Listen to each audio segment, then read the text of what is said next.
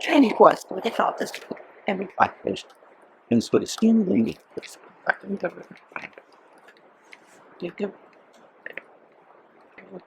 ultimate. Now, sitting in the this is a every step. Praise be to God. And once again, thankful to God for this wonderful opportunity that God has given to be with you. From yesterday, we are having an exhibition in our business. So it's an international exhibition that we have been preparing for the past 1.5 years. And it's there till Monday. So we are all busy with that. And so my brother and my son and his son are there right now. So I could come here now. Evening I'll be returning back, and my brother will be coming here tomorrow morning. So anyway, it's a wonderful opportunity. See you all again, and also a wonderful experience for me to study something new. And so that was also a great blessing for me. Well, as we are looking at the aspects of few things that we want to learn about leadership, I think what I'm going to take today will be something that is what they call conflict resolution. I think one of the most important challenge when we take on leadership is there will be conflicts that comes to us, and we are supposed to handle it. How do we do it? And I think that is one of the hardest tasks of a leader, to handle conflict. You take even the Prime Minister of India, or you take any parents, you have more than one children, and you need to go and handle conflicts. And as church leaders also, we all have to face one time or the another some issues with you. Whenever people are there, there is always issues. And that is what I'm going to focus on for this session. Let us turn to the book of Numbers, chapter 32. Numbers in chapter 32. We'll read words 1 to 5 first. The book of Numbers, chapter 32, from words 1 to 5. Now the children of Reuben and the children of Gad had a very great multitude of cattle, and when they saw the land of Jazer and the land of Gilead, that behold, the place was a place for cattle. The children of Gad and the children of Reuben came and spake unto Moses and to Eleazar the priest and unto the princes of the congregation, saying, Ataroth and Dibon and Jazer and Nimrah and Heshbon and Elealeh, Shemam, Nebo and Beon, even the country which the Lord smote before the congregation of Israel, is a land for cattle, and thy servants have cattle. Wherefore said they, if we have found grace in thy sight, let this land be given unto thy servants for a possession, and bring us not over in children. Okay? How many of you know this background, right? How many of you know this background? Yeah. So, the Israelites are in their last stage of their journey into the promised land. They're almost close by. They are on the eastern side of Jordan, and that is the time when two tribes are coming and saying, this land on this side is very good for us because we have a lot of cattle and sheep, And this is a grazing country, good place. So why don't we take this place so that we need not come over the cross too. So we see that they've already fought one war. They just won against the Midianites. And we know that the earlier generation, they were a generation who were always murmuring, right? Because they were all slaves and they came out of freedom. But this is another generation after almost 40 years. And they are a generation who were born free. And they are now, they have fought a war, but there are many more wars to fight. So everything is going well. At that time, they are coming to Moses and saying, "This is issue. Can we stay here? This is a good place." Now, you are the leaders, okay? How do you look at this problem? How does this problem comes to you? What do you do? You forget about this passage. How do you look at this problem? You're a leader,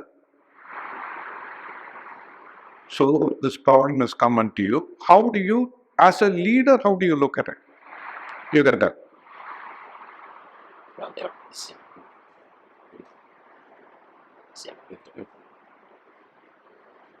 What is the issue? What is the problem? Land problem, okay. So,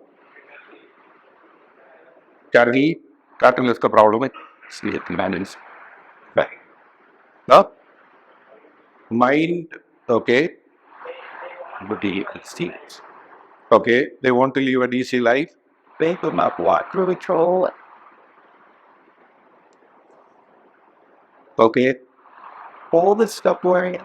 Now, All the thought like. goal is forgotten. Okay. Then there's a diagnostic. Well, that's enough of it.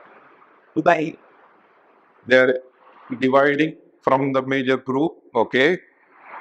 I mean, you do all that person. I mean, you give a card.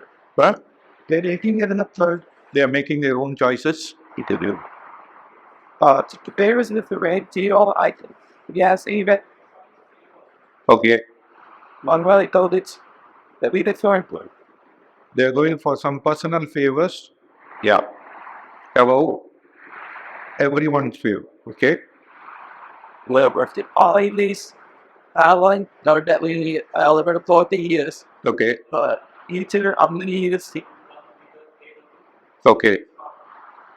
So they are what? They still don't know how many more years are there. So they want to stop the journey. Okay. yeah. Now we are talking from the perspective of the Israelite. Okay. You are a leader.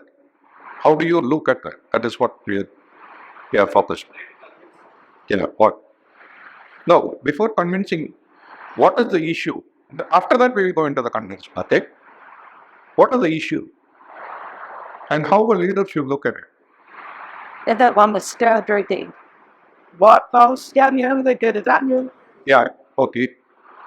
So as a leader, he is saying, promised land, that is the goal. Right? Till then, okay, pursue that, okay. There was a representative that he could jump. That for the beginning of the Yeah, they are missing the big picture. What is the big picture? there's a very hardly known about the then we did have to prevent this thing let us. Okay, they are discouraging others. They are having their own goals above the goals of all the other people. Okay, right. So we understand, as many of you are saying, they were having their own priorities above the priorities of everyone. And we know that instantly Moses understood what was the issue, right? If you look at the next verse, read from verse 6. Well, it is they have to be. They will not what and they even not for open, even the quite of the vocal bar and sharing you see together. I'm very forward is to make you get all that became the not get and swear to all they can is that they call lot out you would think.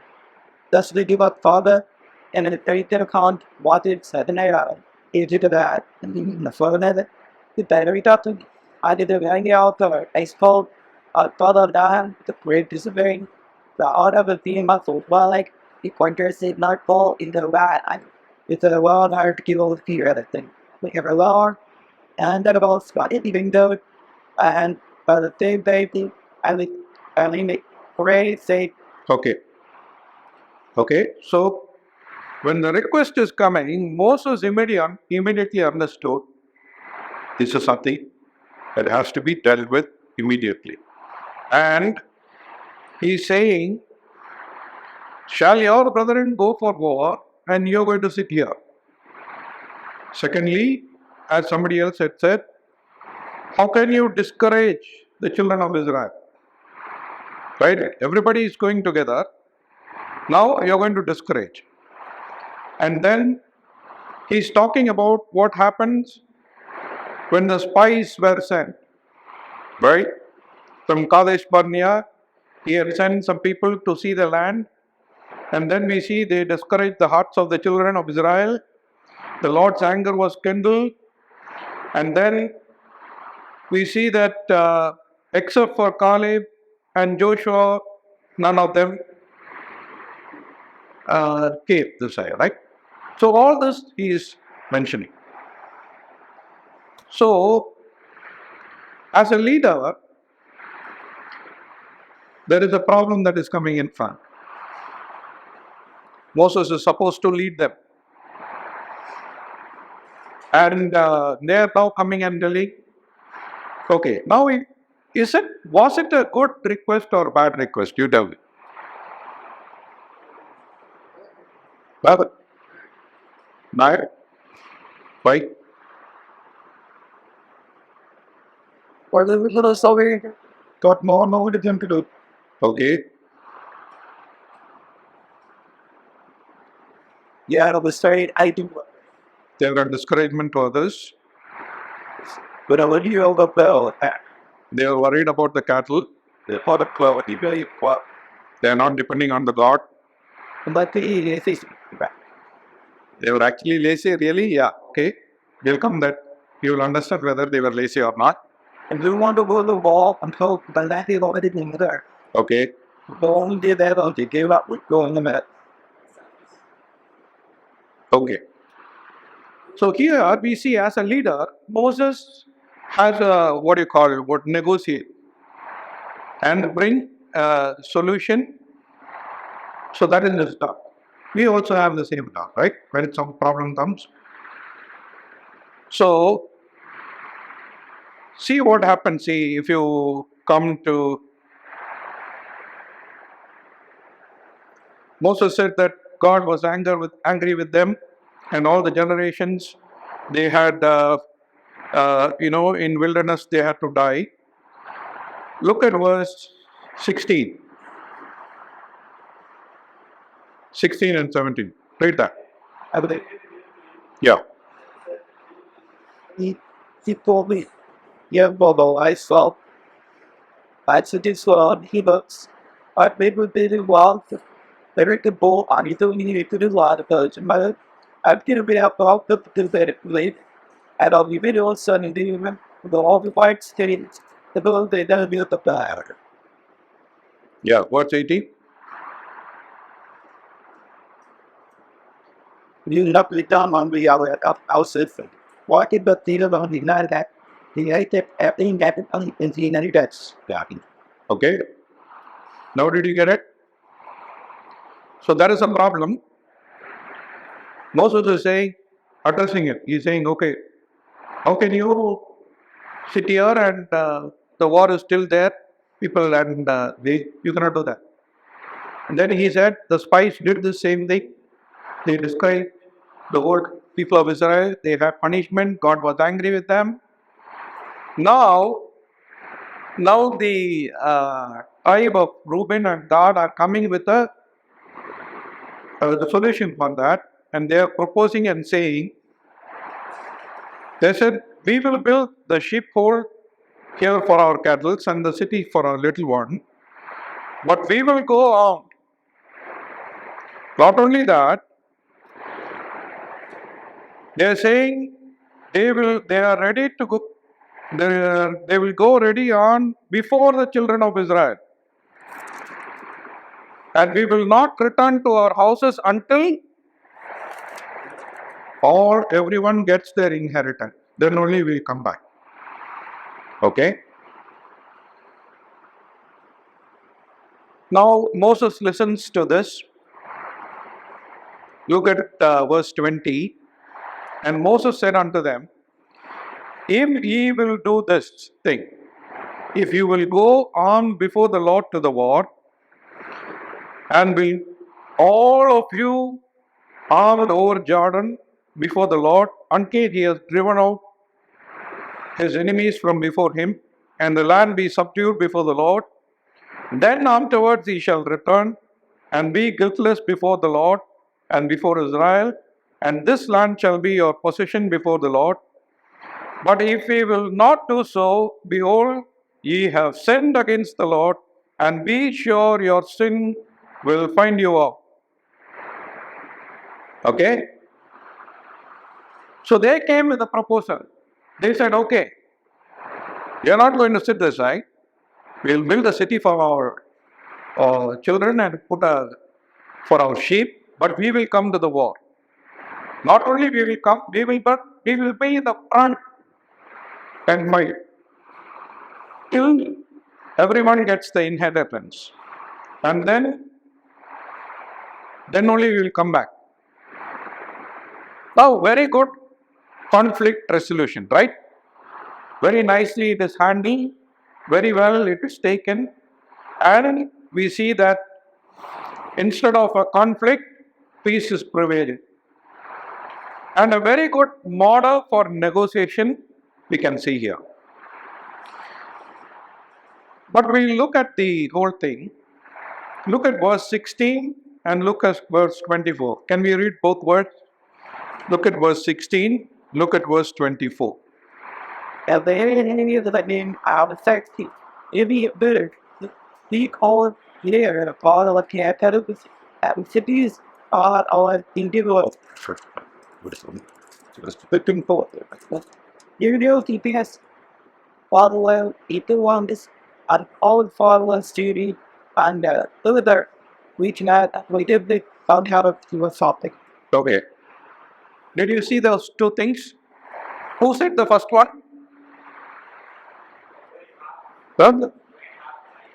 Yeah, the tribe leaders, they came and told. Who said in verse 24?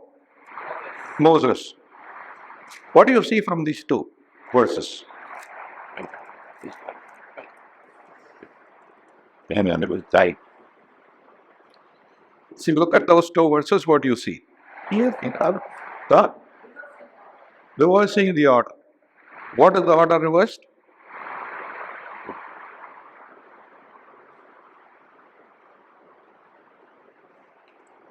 What is the order reversed? also all the vein out of the ski. The Look war and football I think that you guys in India has a daily. Yeah, the university. Yeah. Hello. They got to get Yeah? also build a few then more. First build the city for the children and then the cattle and the sheep. Okay? That is what Moses said. The tribes came and said, first cattle and then we will build the children of sea. If you see those things, two are reversed. Okay? So their priorities were wrong. First, they kept their personal interest first and the national interest second. Okay? There their priority was wrong. Secondly, their first priority was their sheep and cattle and then for their children. But Moses said, children first, your children is number one, sheep and cattle is number two, right? So two ways we see They were wrong in their priorities. So we know that keeping your possessions and sheep and cattle number one is the wrong thing. Than your future, your generation of children, right? So that way they were wrong. And secondly, having their personal interest rather than the national interest. So when we look at a problem, okay, now we are looking at a conflict. The first thing that we have to have in our mind is separate people from the problem. Did you get that? Separate people from the problem. Always when we go for when a conflict comes to us, for us, we look at the problem through that person and we direct our, our comments or whatever we say about the person, not the problem. As a leader, the first thing you have to do is separate the person and the problem. They are two. You cannot mingle that. If you target the person, you're going to get hurt. And the solution is going to move far away. You have to separate the person and the problem. This is where many people make a mistake. We always say, you always will do like that. What happens?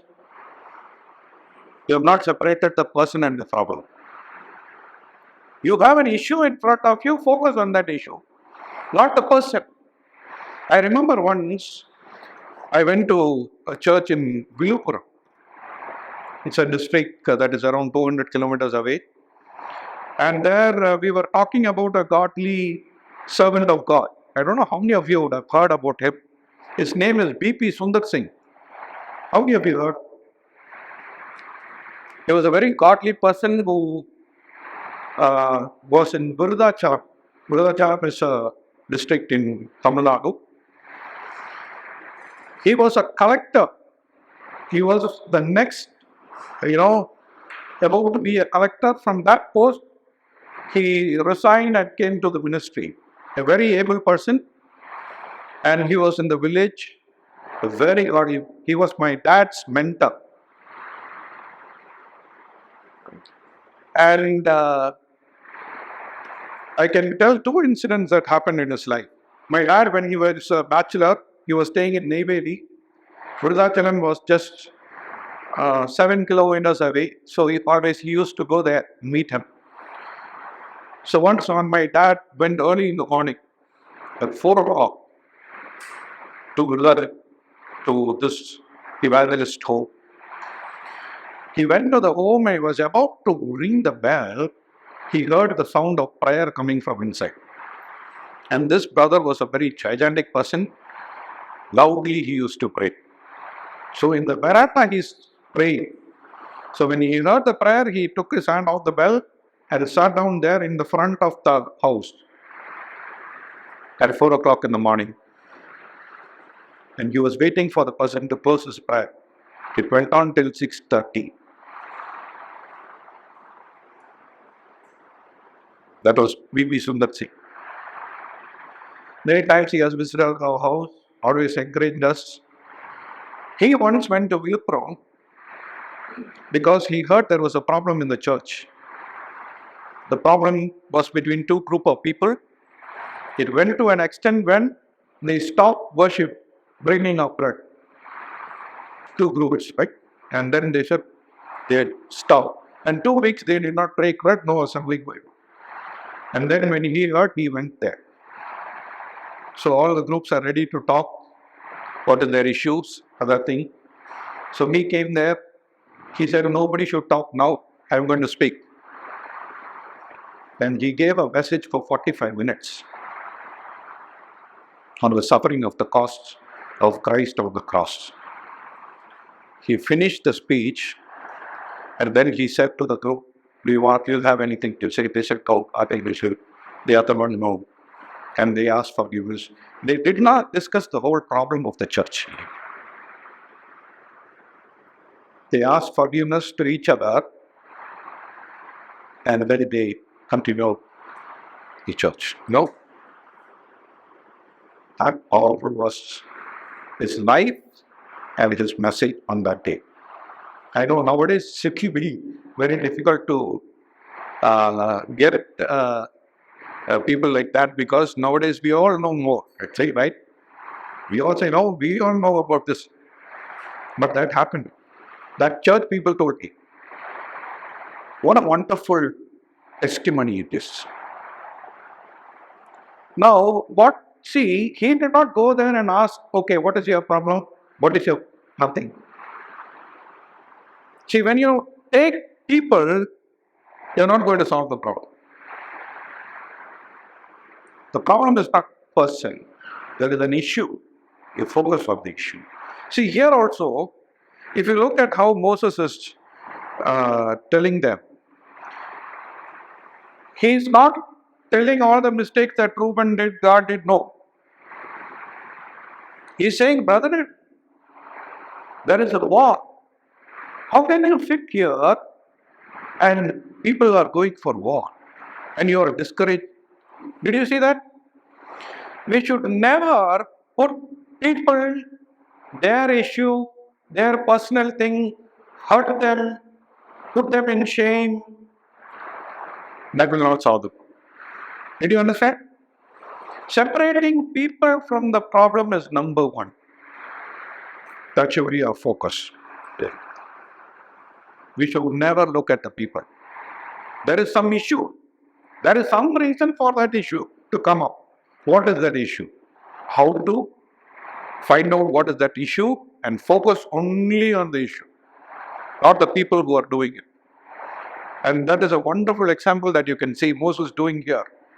Throughout that passage, he says, earlier this happened. They did this. They discouraged them. So he is not saying you also did the same thing will happen to you. You will not. That is where we will all go, right? You have to be careful. You should separate the people from the problem. Secondly, focus on interests, not positions. See, whenever there is a conflict, always there is one winning group, one losing group, right? Everybody wants to take the winning position. And that is also, we have to be very careful. Sometimes when you go and hear some of the problems, many times when we are all traveling and all, we go and listen to many difficulties that people are going through. And sometimes we know when they are speaking itself, we know, okay, what he is doing is wrong. But he won't accept it. Why? Because if he accepts it, he is going to be on the losing side. He does not want to lose. So, our focus should not be whether you are going to win or he is going to win. Those things should never be. Our focus is on the interest. What should be done to come out of this fight? Issue is this. Focus on the issue. You should never see that positions are taken.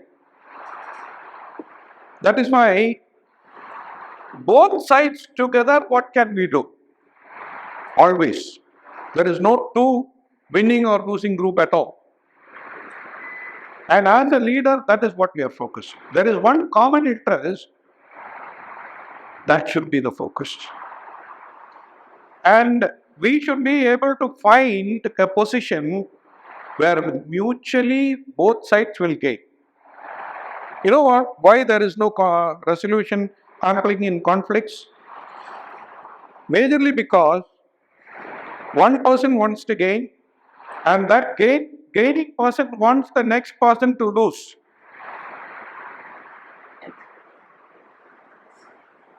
But as a leader, our focus is both should win. Find a position where both will. Look how Moses is dealing with this. So here we see, they said, okay, this land is good. This is good for our cattle. And then when they came with the opinion, they said, now you're saying we should not stay, we should come. Okay, we'll come. We'll come for the war. We will stand in front and fight. Okay? But we will see that our children, our sheep are kept here safe. We will come for the war. We will stand in front and fight till the end. Only after that we will come back home. Here Moses had to, what was the trust that Moses had on them? Only on their word, right? Other than keeping their word, nothing else is there. But Moses is making sure, he's making sure that Setting free. whatever you said you should do. For that he is repeating. They said, okay, this is what we are going to do. Okay?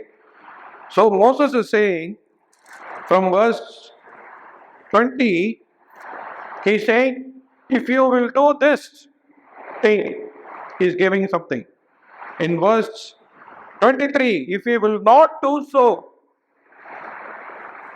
So they are coming with a solution. So as a leader, he said, okay, you go ahead. No. He's repeating the whole point so that everything is emphasized properly. And if you do, this is going to happen. If you don't do, this will happen. Properly saying everything in, that is a good, right? That is how you come to a solution for everyone. So that, see, in this, nobody is losing. Both of them are gaining. Right? They came with the proposal, they said, this land is so good. Okay. But if I'm here and don't come for what, that is the problem. Okay. So I'm ready to do that. Okay. Moses said, okay. But again, he is emphasizing everything and finding a position where all the interests are taken care of. And, as brother was saying, no, big picture. Ultimately, this is what God wants. And this is where we have to go. We'll all be together in that. After that, we can come back. So, we see a wonderful way a leader can handle things. This is a lesson that we have to learn as leaders. Many times conflicts come to us and we are supposed to deal with them. We have to prayerfully sit under God and find out, God, what should I speak so that both of them are gaining? Nobody is losing. And the whole big picture of God is shown to them. And they will know that if you do this, what will come? If they don't do it, what will happen? And it is not that, next day this is what. He's looking at the picture where till the end, what is there. So as a leader, we should be able to focus all those things. And Moses was able to do it. And he saw the wonderful problem. And nobody had any issues. There was not even, it was, a conflict was about to start. Immediately, he found out what is important here and he solved it. Creating temple. People. I think as leaders, even if you take secular jobs in workplace also, as a leader, the major focus of us is solving problems with individual or some group of people. There will be somebody who is different than the others and then he'll be hurting them. We have in our factory, we have a WhatsApp group where all the staff are there. Sometimes when you read the message itself, okay, there is some issue here. Recently, I'm saying just last week, there was some issue. So when you read that message itself, okay, this fellow is he's not happy with this. Then we have to call them and ask, is there a any, So before us, they will be, no, like that. But we know something is there.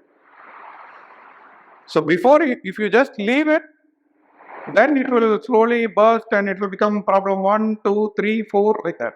And it will affect performance. Like that.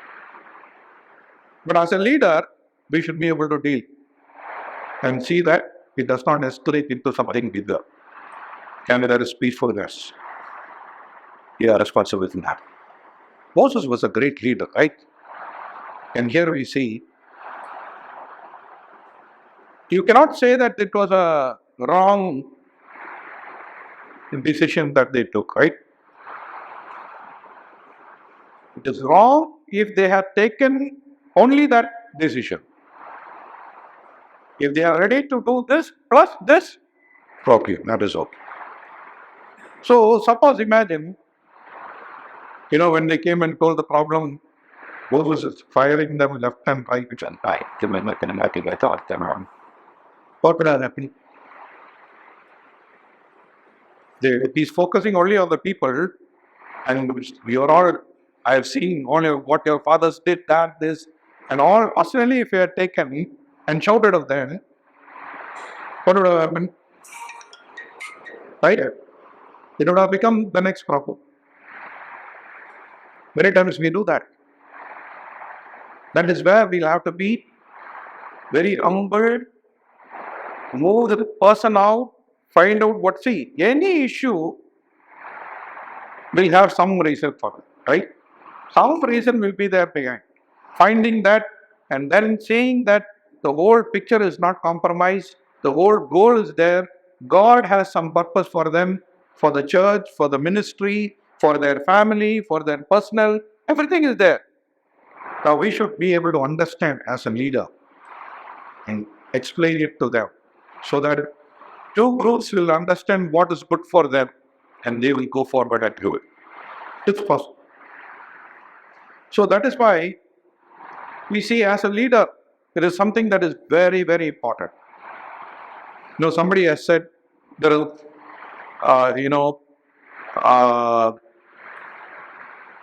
power of zero.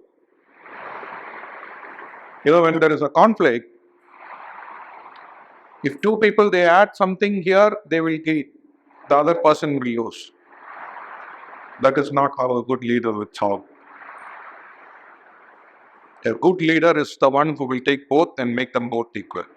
Where there was no person who is winning, even by granting this person what the request he had, the other person is not losing. He is winning, he is not losing. Did you get that? It is not that one person wins and the other person loses. That is not a proper solution. I know this cannot be applied in all situations. Because sometimes some people will be very unjustified or doctrinally wrong in what they are asking. Or they are doing something against the scripture. There our focus is, what you are doing is wrong. According to this words, this question, this is wrong, you cannot do this. There we have to be. And we are trying to elevate them from the mistake. And for them also, we are trying to gain them in a way that they also will not go forward and do mistakes. And we are responsible for that, right? Handling conflicts, focusing on issues, not on people.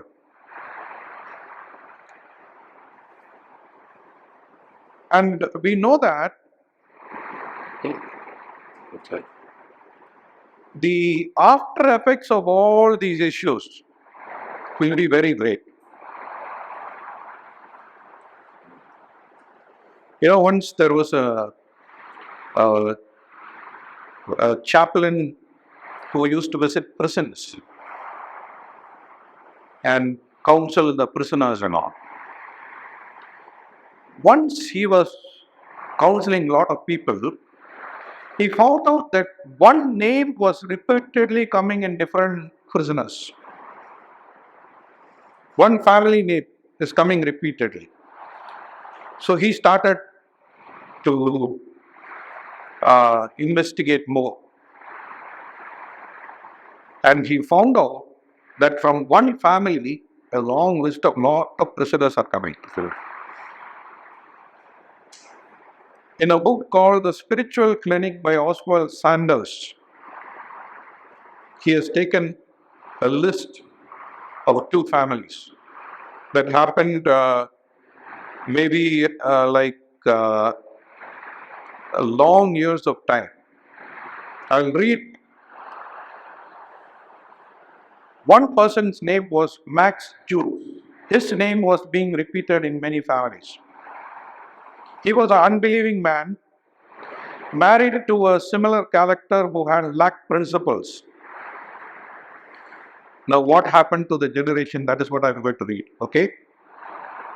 Among his descendants, about 1,200 went to school. Out of that, 310 people were beggars. 440 people were physically challenged. They had some issues. 130 people went to prison on an average of 13 years. 7 were murderers. More than 100 were alcoholic. I'm talking about one family, the descendants, okay? 60 of them were thieves. 190 of them were public prostitutes. Only 20 people learned some trade. And out of that 20, 10 of them went to prison. It cost the state $15,000. Their contribution to the society was zero. 2 unbelievers and their descendants, what happened? And in that book, it is a comparison of another family. Okay? I'm going to read that. A man of God married another man of God, a woman of God. And what happened to their families? 300 of them became missionaries and theological professors. 110 became college professors. 120 of them were lawyers. 30 of them became judges. 60 of them were doctors. 60 of them were good authors of books, great classical books. 14 of them became presidents of universities. Many of them were leaders in American industry. 3 of them became United States congressmen. 1 person became the vice president of USA. You know who this man was? Jonathan Edwards and his family. 2 godly people. If you look at their descendants in hundreds of years, this is what happened. And 2 unbelievers, what happened to their descendants? Now we are leaders and we deal with people, right? If you make a mistake in one family and they go away, you know how long it will go? How long it will impact the generations forward? That is the long vision that we should have when we deal with the other problem. I remember when I read a book about Neil Moody. Neil Moody was a very good Sunday school coordinator. So once Neil Moody, he used to go in the street and bring children for the Sunday school. So once he went and saw a little girl, he brought her to the Sunday school, and the class was over, and he told her next week also it was there. This is the first time student. Next week, when he came, he was searching for this girl. And this girl was not there. So immediately he went out into the street to see whether that girl was somewhere, maybe find out. So when he was walking on the street, he saw the girl, small girl. And when he looked at Moody, she ran away. He also ran behind. She ran to the first street. She ran to another street. He followed her. As she ran into the second street, she got into some house. He also went into that house. He went in and he could not find out there was a stair that is going. He went into the stair. And he left there, he could not see. And then under the bed, he saw 2 legs. and he pulled her out. She was hiding a mother. She pulled her out, took her to the Sunday school. After many, many years, when he was very old, Cody went to a meeting, very old, and one family came and went, and they asked, "Sir, do you know who we are?" He said, "I do not. You remember once, one day, one girl you pulled out of the bed? That was my mother. That was my mother. You are the one who pulled her out of the bed and brought her to the Sunday school. She got saved, and children, we are all saved." And Moody said something like this. He said, "When I pulled that girl out of that bed, I did not pull one person. I was pulling a generation out of that bed." Did you get that? He was not pulling one person. He pulled all the children who are going to be born later. That should be the vision of a leader, right? When we deal with one person, we think, okay, this man is hurting me, so I should put him off. No. If I solve this problem, there may be hundreds coming after him. They all should be strong in the Lord. That should be our focus. That should be when we look at administration. The problem was not he. There is some issue. Take that out and find out the solution where it is gain for everyone, and ask God for wisdom to solve that issue. We don't know how long the impact of that one decision may be. Right? You are leaders. You are people who can impact generations. And many times conflicts will come. Many times we have handled it wrongly. We're not 100% okay, but this is what we should have in our mind when we look at. You're not in a position or, right, you're servants. You're a servant of God. As Moses is called, he was a servant of God. They are also servants. We are not leaders. We are not holding any position. We have people who can impact this generation and the next generation and the coming generation. If we handle disputes properly, we can save many generations. And may God help us that, we follow these principles. Our focus is not the people, the issue. Our interest is not who is winning or losing. That way. There is something beyond that. That is what other people focus. And we have to show them that a great vision and point them towards that and see that they also follow that. And by that example, this person will handle a next issue similar to how we handled it. If we make one mistake, he will go and do the same thing. And he will go and do it in 100 different occasions. Gone. If we make one positive issue and show them how to do it, if we repeat that same thing in 100 issues, think about that. That's what we should be as a day. And may God help us. A wonderful example that we saw from the life of Moses. A big conflict was about to happen. He made a great vision. He said, this is what will happen. They understood. And they came up with a solution. And Moses reiterated and said, okay, if you're going to do it this way, this is how you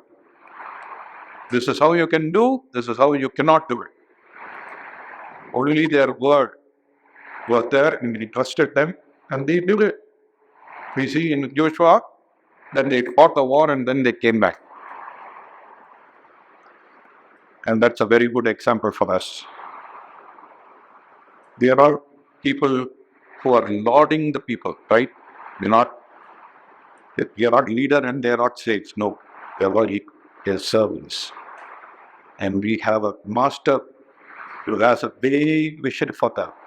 and we should be able to guide them to that great purpose and vision. May God help us. May God's name be glorified.